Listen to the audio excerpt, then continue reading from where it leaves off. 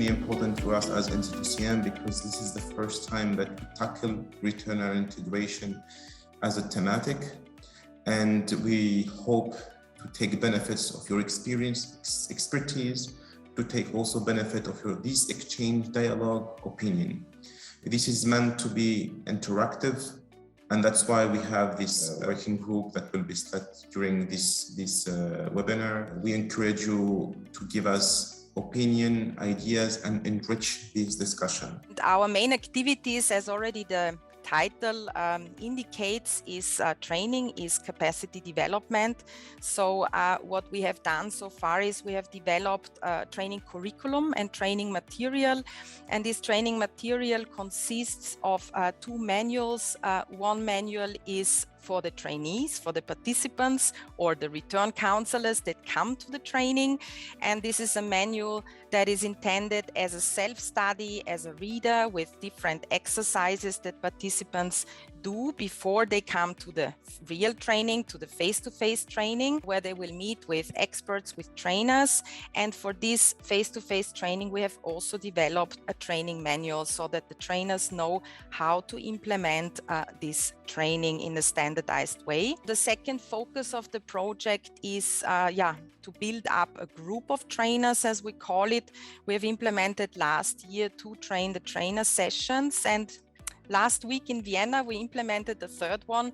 And meanwhile, we have built up a group of trainers, around 20-25 trainers across Europe or within the area member countries that are trained on implementing this specific training. And last but not least, we will also organize in May our first training for return counselors, which will again not be a national training, but it will be a training where we bring together future return counselors or return counselors that have just started their work in area member countries. So it will be a European training where we bring them together, and together with the trainers that we have trained in the CADRE project, we will implement a standardized return counseling training. The main elements in this attempt is to support, as I said, the migrants to make their decision, to provide information about the different legal options to stay and the opportunities also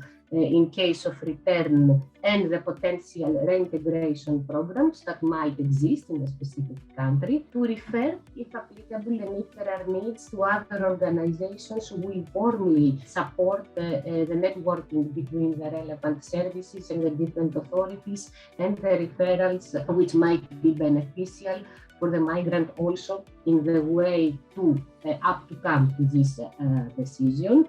The return counselor, of course, as I said, is the coordinator for the entire return process, and this better works on a case management approach.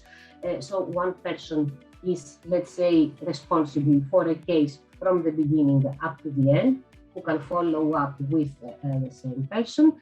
And again, as I said, it can be better integrated into the voluntary return programs. If the return counselors should be people who should be properly trained in order to help people decide and help people grow within this decision that is crucial for their future. It takes time, it is not an easy task, and it is not something that we can measure results from one day to other, but we think that it is worthy that the member states also work on this process and prioritize it within their migration management systems. So what are the main motives for return after our point of view? No residence permit is a big point, a lack of perspective to stay, impossible family reunion, sometimes also no identification with Western values, also sick family members in the country of origin. A new start in Germany didn't work out very well. Also racism and discrimination and homesickness. These are some motives. Of course, there are some more, and some of these motives run together. What can we say about the central values in return counseling? We have heard already a little bit of this. It's very important that it should be anonymous. The counseling should be anonymous, no data forwarding without consent, It should be voluntary, no pressure from authorities. It should be open-ended, no pressure passed down, no quota to be met, very important point. Fully comprehensive, so it should be a clear naming of all aspects and always in the interest of the person seeking advice. Also, this is a very important point. What are the necessary steps for sustainable reintegration in the country of origin? Of course, good preparation, stable networks that absorb the returnees. Here we are very glad to have the GIZ. Constant and not just short-term contacts on site. Of course, support for the reintegration into the labor market. It's always a big point, need and demand qualifications. The housing support is a big point, and also the support for the reintegration of the family, for example, in school. So what can local governments do? After us, there should be exert of less pressure and promote more voluntariness. Utilize all funding programs, a good point, and promote or initiate the model of circular migration. Promote further placement in one's own country or onward migration to other countries, and set up or expand specific contact points in the return countries. And they should allow time for acclimatization, reintegration, orientation. It is very important to know what the returnee is going through at that particular time. Knowing people from Pakistan, there are some cultural barriers to return, and there are some other social issues that the returnees have in mind before they decide to take the return decision. So the returnee, at the time the return counselor is sitting with the returnee is thinking whether the information being provided to the returnee is true or fake. Because on one side, he wants to come back or she wants to come back to Pakistan. On the other side, he or she is being provided with all this information about the program, how the program works, what is he eligible or she eligible for. And then they start thinking whether this information is right or correct, or they just want me to leave this country and go back to Pakistan. The second thing, one of the main things that the attorneys are also thinking of is the family and economic situation and conditions at home. Whether my family is in a good situation or condition, economic condition, whether they will whether they'll accept me if I go back to Pakistan. If I go back, will I be able to earn a living for my family? What are the conditions in my hometown? If I decide to set up a business, will I be able to run it successfully and support my family as I had been supporting them through Europe? There's peer pressure as well. In each and every detention center and immigration center, there's always a leader. Whenever a returnee thinks about going back to Pakistan, the leader, you would say, or the peer would say, this information is fake, it is not relevant, it is not right, I would suggest you don't go back home. So the returnee is also under the peer pressure. Then the returnee's main, if he or she is interested, their main question is, how long will the return process take? What the return process entails?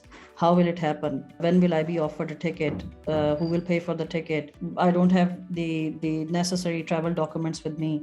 Will I still be able to travel? And other things as well. At the airport, most of the returnees who come back to Pakistan usually think whether they will be arrested at the airport by the FIA, the Federal Immigration Agency here in Pakistan. Will I be detained? Will I be tortured? Will I be asked for a bribe? Then they're thinking, a support partner back home, who is providing the support services in Pakistan? Whether this organization has provided support to other returnees coming back to Pakistan. How many returnees has this organization provided support to? How many returnees in my particular area has this organization provided support to? The shame factor is also there. Once somebody travels to Europe, everybody is thinking they are going to become rich, support their family back home, make multiple houses, buy jewelry for their mother. This is very important. Buying jewelry for a mother is culturally very significant in Pakistan. So when they come back, when they decide to come back, they always think, will my family, friends and neighbors look down upon me? Also, they analyze the return counselor. They think whether whatever the return counselor is telling me is the truth, whether the return counselor is just explaining whatever the process is on the paper, or whether the return counselor is trustworthy, is letting me know the right information, and etc. So all of these things are going on in a returnee's head, and for return counselors, it's very important that they understand all these things and also to be culturally aware about the returnees returning to specific countries. We provide reception at the airport. It is very important that returnees receive reception at the airport, because then they will not have issues thinking that they will be detained at the airport. We provide refreshments to the returnee at the airports.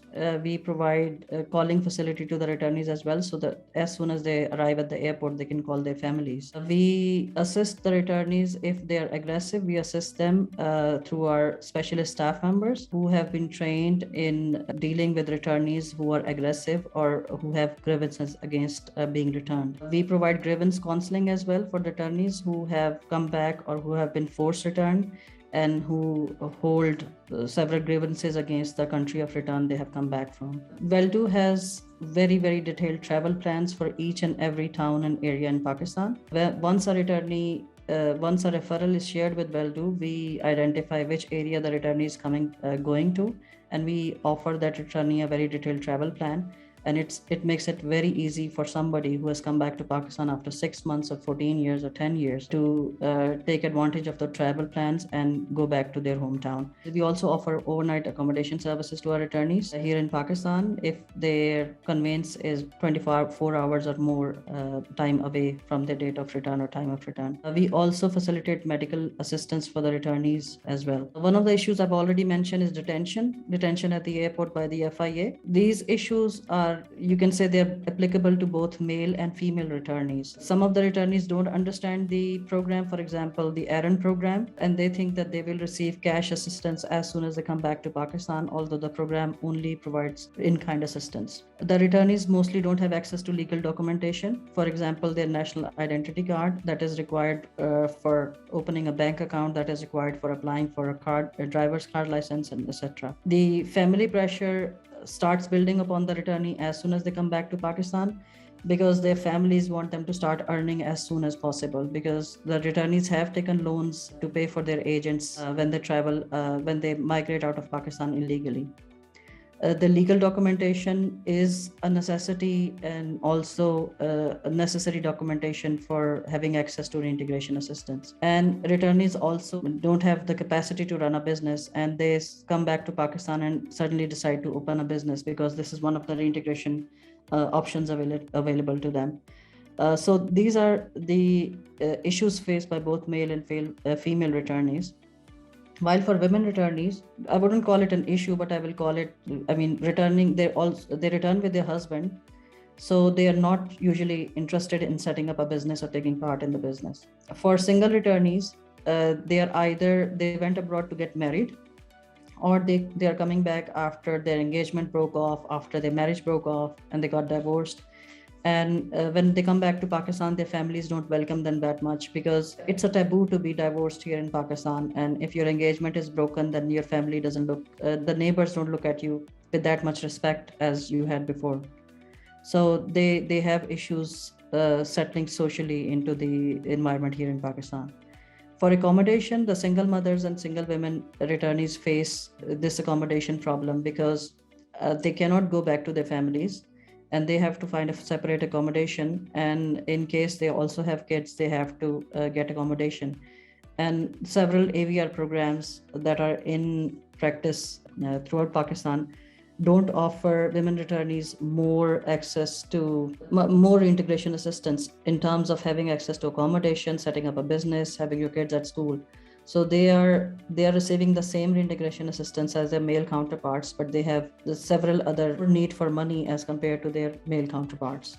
Experience, mostly women have no experience in running a business. Women only prefer to open a few businesses because Pakistan is a patriarchal society, and the businesses here have been genderized. This limits their choices. So the only businesses that the women open here in Pakistan are either a salon or a boutique. There are very limited transport options for women in Pakistan. And if a woman does decide to go out into the market and set up a business, they usually face harassment on the public transport. First of all, by supporting returnees and communities through the identification of specific needs of returnees and community members, by preparing the reintegration process already in the host country. Preparation is key. This has been mentioned in the previous presentation. The case management approach is key as well, through social workers and return and reintegration counselors. The local stakeholders can also support the reintegration process and foster sustainable reintegration through the improvement of services and notably economic opportunities and inclusion of returnees and community members in the labor market.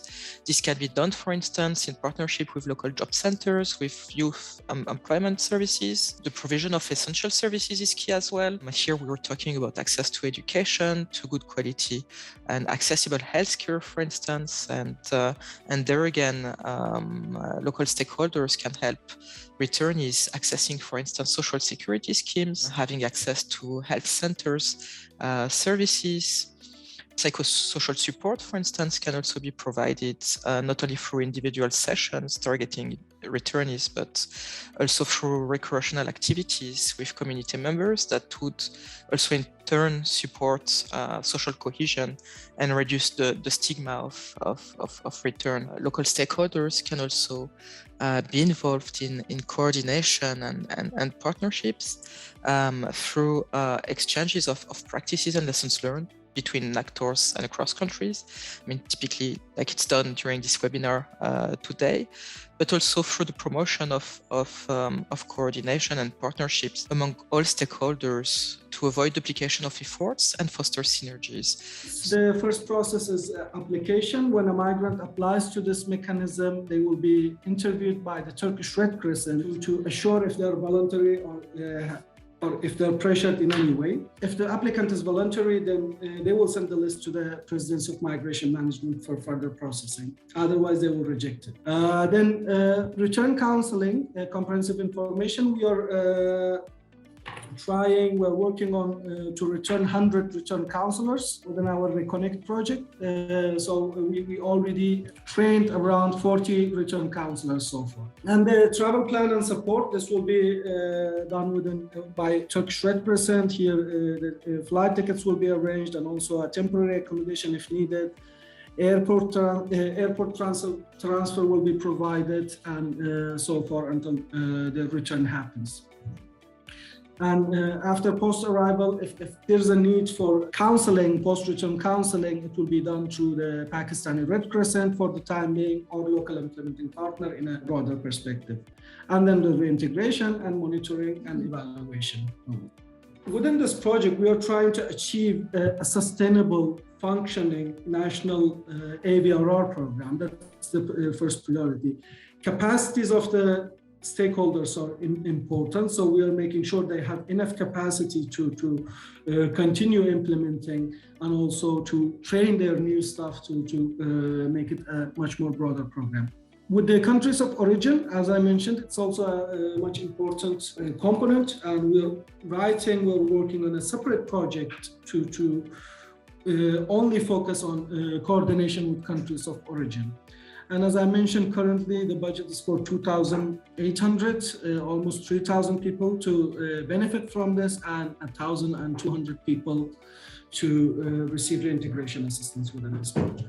Un état d'échec dans une expérience migratoire, ou plutôt comme ce retour comme une étape dans un processus migratoire. L'un ou l'autre de ces deux manières d'envisager le phénomène nous met dans des situations complètement différentes d'aborder l'accompagnement qu'on lui accorde. Forcément, le mettre dans une logique d'un processus, bien d'une étape dans un processus, nous met dans une logique de continuité. Le migrant est dans une logique de lien continu, c'est-à-dire le courant transnationaliste bouleverse complètement les concepts d'immigration, mais il agit aussi sur le concept de migration-retour et de l'envisager, encore une fois, dans une logique de continuité. Sur le plan méso, c'est-à-dire continuité de la relation familiale, mais aussi continuité de la relation entre le local, ou bien ce que j'appelle les locaux, entre un local dans le pays d'accueil et un local dans le pays d'immigration. It is very important to embed voluntary return in a broader counseling towards perspective. What is a broader counseling? Very simple, counseling about international protection, asylum, legal perspectives in the countries of arrival, the rights to reception, the reception network, the Dubliner cards, and of course, assistant voluntary return. It is very important to do this, to embed it in a broader perspective, because by doing that, AVR is not a taboo anymore. All the experts in this exchange group of all these cities experience that if you talk about AVR without embedding it in a broader perspective, in other options, in other perspectives, AVR is usually considered as a taboo by the target group, not so much by the people, by the outreaches themselves, but by the target group. There are many examples of this. I reckon that you already heard of the BBB Plus projects in the Netherlands, which were also an example for the Belgian pilots we launched this year, but also from various spots, broad information spots for the target group, migrants in irregular stay, for example, the Cask in Milan, but also one-stop shops in Lisbon, Barcelona, and in many other cities in Europe. A second recommendation we want to share is that, and it's in line of the first recommendation, that it is important to tap into an existing network of local stakeholders. I want to draw your attention to the Connex network in Belgium, which is an AVR information dissemination network with several cities, several local administrations, the larger cities, but also local social organizations to disseminate information on AVR. That is pre-departure, but it also goes for the return itself. We work with a partner network of IOM, and we support a partner network of IOM that are several NGOs in Belgium, up to 40 NGOs in Belgium that can open dossiers to help people return to their country of origin.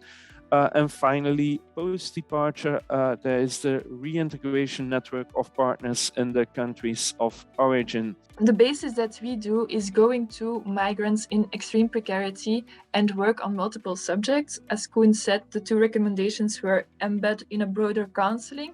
We take this a bit further and we work on all the problematic aspects of how the migrants experience at that moment. And after multiple reach out sessions with specialized partners in function of the problematic life domain, we open a file after the migrant themselves have a clear demand for aid. So the moment that the migrants themselves say, okay, we want this, this, or this, we open a file and the real work can start. The demand can be anything. It can be a demand for judiciary assistance. It can be a demand for something related to addiction. It can be a demand for counseling for the couple. It can be anything. But we know once the migrants themselves have a question for us, for a generalized social team, the real work can start. And with every open file, we have an in-depth conversation on the future of which voluntary return can be a part. But this we do together with a network of local partners that are specialized in aid for problematic life domains that are very clearly specified in their missions. So these people are extremely vulnerable and are working with the subventions that we get to offer food. We also offer counseling with it. And as many of the previous speakers has mentioned, one is of course, counseling efforts. RRF will also try to develop innovative approaches involving new stakeholders, supporting the local stakeholders, creating local ownership on the ground in countries of origin, and then also strengthening the operational cooperation. Those are the kind of four basic elements that the RRF will work on. And Talk to Connect it's a digital platform where we bring return counselors and integration counselors closer together by having different sessions on different topics, also being interactive, where the counselors can ask questions to the guests. Typical outreach project, but Just to mention that in that project, we try to elaborate more about the role of the family. And basically that is a case management system that return counselors and reintegration partners across Europe and also in countries of origin will use in the future. It has already been established. It's already being operational, but it will the scope and outreach or the numbers of users will of course increase. And having counselors both in Europe and countries of origin using the same platform, using the same system will of course also have a great deal of added value.